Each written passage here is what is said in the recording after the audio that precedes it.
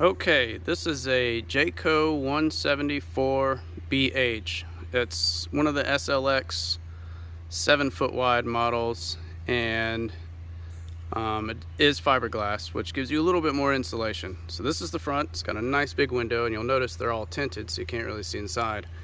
Going to kind of show you some of the upgrades we've made and stuff like that. So this is the outside.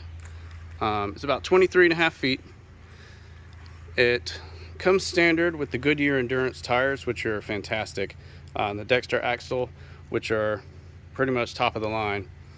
And here we are, it's Jay Flight SLX. That right there is actually the vent for the range hood. You can vent it to the outside. Right there is a 110 outlet that you can plug regular stuff into. So you'll notice here we have a condenser unit because we installed a residential mini split Pioneer. It's a 9,000 BTU 19 SEER unit. Super quiet, super efficient. Couple things. You'll notice under here I did upgrade the bumper mounts. Sorry about my finger in the way. Upgraded the bumper mounts. These will allow you to tow up to, or put about 400 pounds on the bumper. We're far underneath that. So you'll notice it's dripping. It was raining, but we also just washed the camper. So here it is. It's not on yet, but I'll get inside and show you. So it's Pioneer. Still have the spare.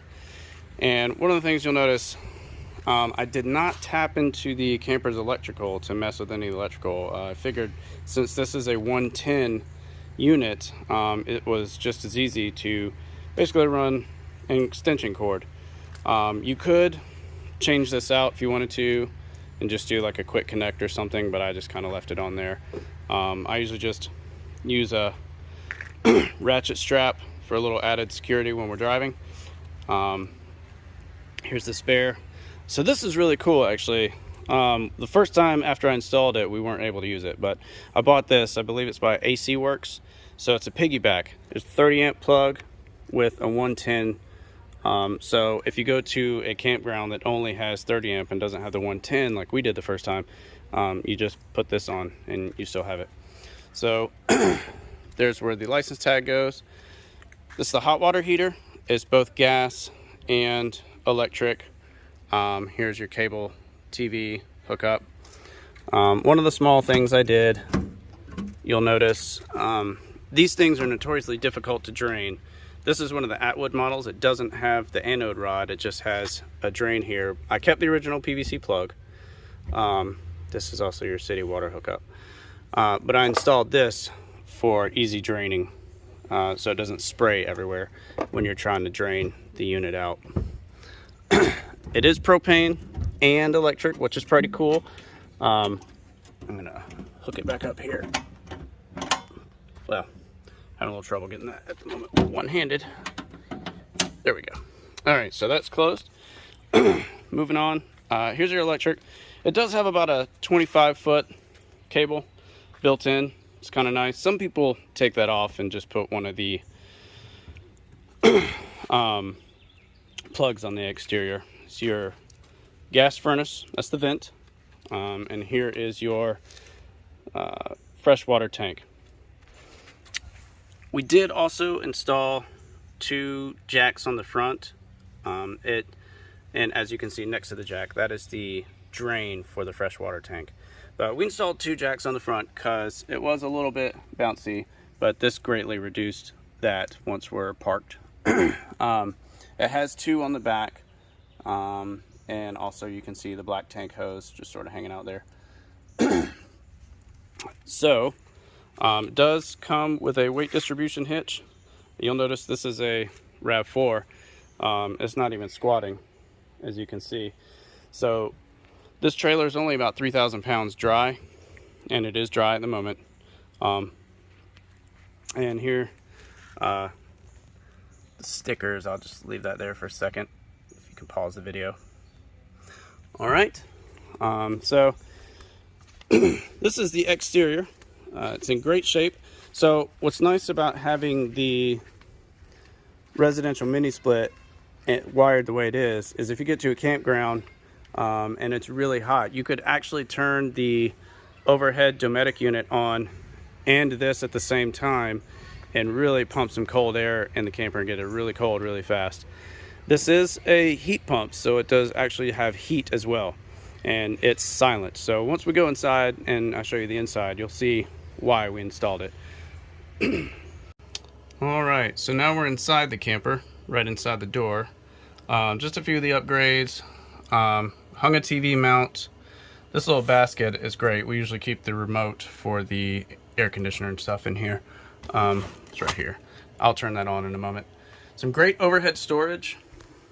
It spans the entire size of the camper, so it's pretty big. In the back, I did install, you can see the blue light. There's a bank of 4 USB and 12 volt power. We have a mobile 4G router modem combo, and so we would set it back inside there out of the way to have internet while we were traveling. That's great storage right above the bed. We would put one of our little dehumidifiers up there. Sometimes we put a fan. That's the box. That's the mount that goes on the back of the TV to hang here. And then that's a 12 volt fan, which is cool because there's a 12 volt right there. You can actually power the TV off of 12 volt as well. And this little button here is the HD antenna. So here are all of your battery, your pump, water heater, awning, interior lights. Some of the lights, so the main lights, this 1, 2, and this one here are on the switch, and the others are just tap lights. So this is the mini split we put in. It's silent, so I'll turn it on for a second just to let you hear it. So I've got it set to 60, we'll say 66 right now. And in about 10 seconds it's going to be blowing out ice cold air. I don't know if you can hear it, but it basically makes no sound at all. You may hear a little bit of sound, but that's actually from the inverter. So this is where the batteries is charged. There's a built-in inverter and stuff like that to keep the battery charged. So you can plug it in your house like I did earlier with a little dog bone. So backing up, yeah, I've got freezing cold air coming out of this thing right now. So we do have a Bluetooth RV stereo. It has speakers in the roof as well as 2 on the awning outside. Still have this storage here. The only storage we lost is right here, but we didn't actually lose it too much because I built a couple built-in storage solutions here so that you don't have to lift the bed up, because otherwise, if for example your child was sleeping here, you'd have to lift up, and you can't do that while the kids are asleep. So I installed this drawer and this, and that's what we use for our dirty clothes hamper while we're traveling. The hot water heater is actually underneath.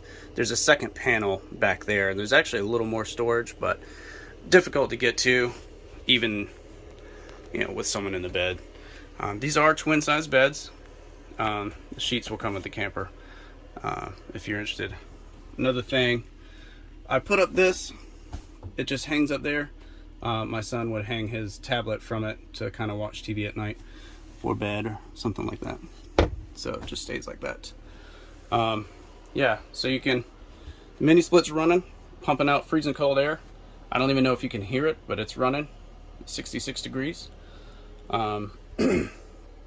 So this is a queen size bed, and it is a full size queen. It's not one of the short queens. And the comforter and the shams are included. I'm going to go ahead and turn the mini split off. I don't know if you can hear that, but I'm going to turn it off, and I'm going to show you why we installed it. So this is the built-in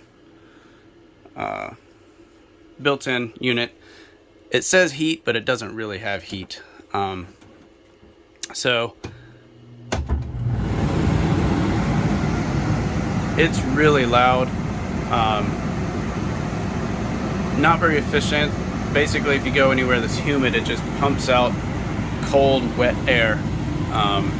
Now it is great. Like I said, you can just dump air through these little vents here. It'll just dump cold air, or you can do that. And there are these little vents that kind of blow air in 4 directions. But it's really loud once that compressor kicks on. I'll just leave it on for a second. Did install residential sink with a soap dispenser. We just put Dawn in that for dishes, hung a paper towel holder. Good storage. This is where we keep our silverware and stuff like that. I'm going to cut this unit off because it's ridiculously loud. So that's kind of why we installed this mini split. I don't know if you can tell the difference here. Turn the mini split back on.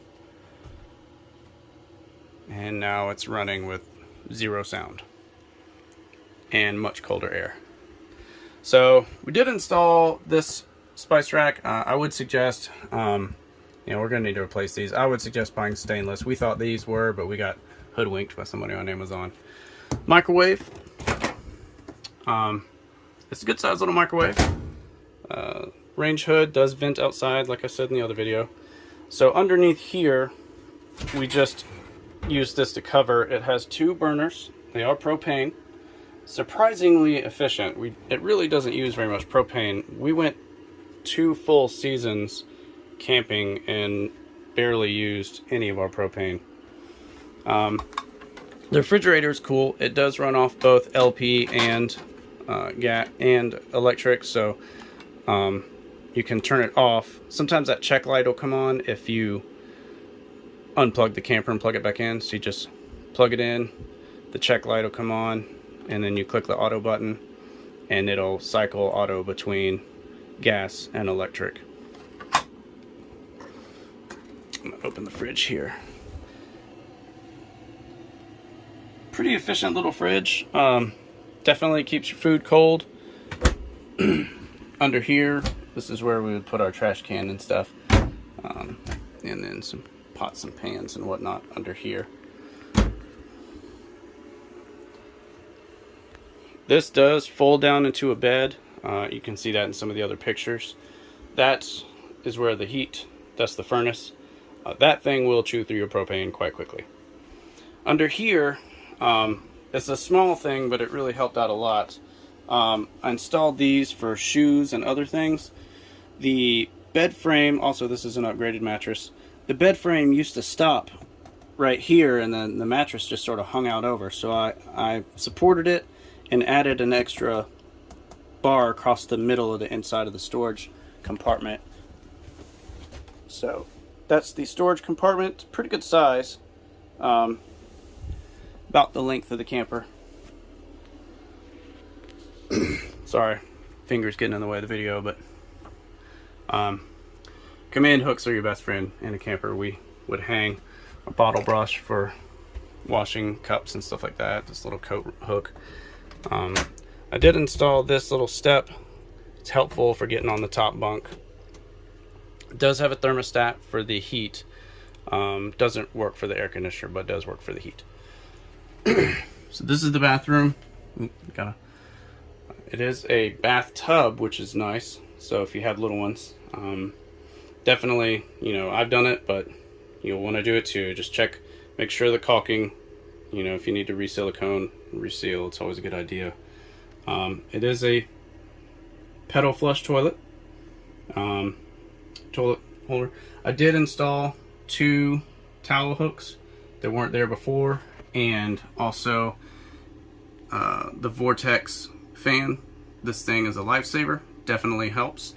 And it didn't come with this, but I installed a switch to turn the lights on in the bathroom, because it used to just have the push lights up here, and my son and daughter couldn't reach that to turn the lights on at night if they had to go to the bathroom. So I just installed this little toggle switch.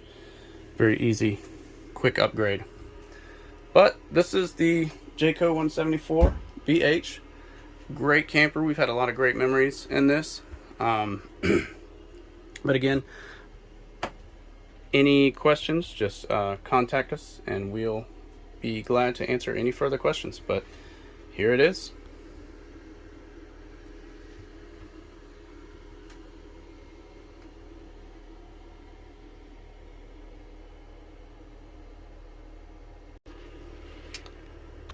Last thing I forgot to include is the pantry.